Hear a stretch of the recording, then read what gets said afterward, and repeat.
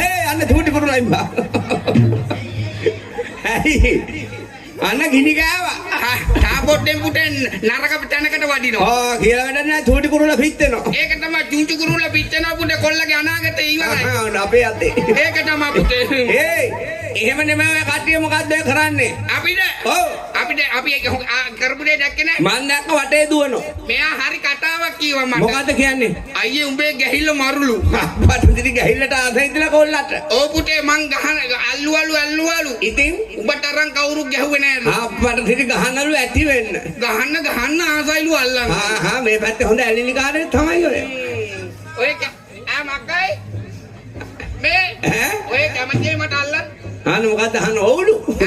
ඔව් කියනවා. ඔව් පුතේ මරනවා කිව්වා සාදු කියනවා. මරනවා කිව්වා සාදු කියනවා.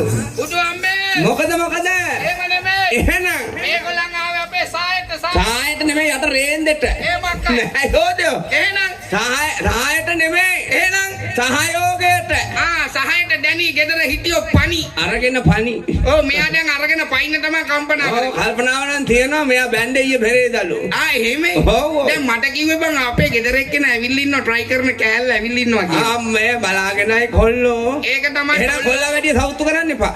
කොල්ලා සවුත්තු කරන්නේ නෑ මං. නෑ. කොල්ලට පුළුවන් තරම් බම්බු දෙන එකයි තමයි කරන්නේ. නියමයි බම්බු නේ කොල්ලාගේ මූණ පුලුටු කරනවා මන් දන්නවා. ඒක තමයි.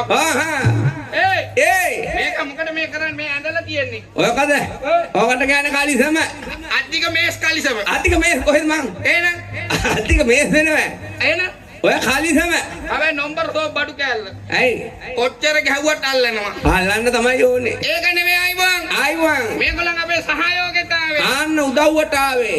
එහෙනම් උදව්වට ආවට හොඳයි පාන් කාලා ගෙදර ඉඳපන්. අපෝ දුනෝ දකින්. එහෙම නෙමෙයි. එහෙනම් ඔව් මේගොල්ලන් අපේ සහයෝගයට ආවයි කියනවා. එහෙනම් ඒ 4 දෙනාට ආනෝ අපි වගේ ස්පෝර්ට් මීට් කොල්ලෝ 4 දෙනෙක් ඉන්නේ. හොඳයි නියම ස්පෝර්ට් මීට් කොල්ලෝ දැන් අවුරුදු 20කට විතර කලින්. යකෝ මම.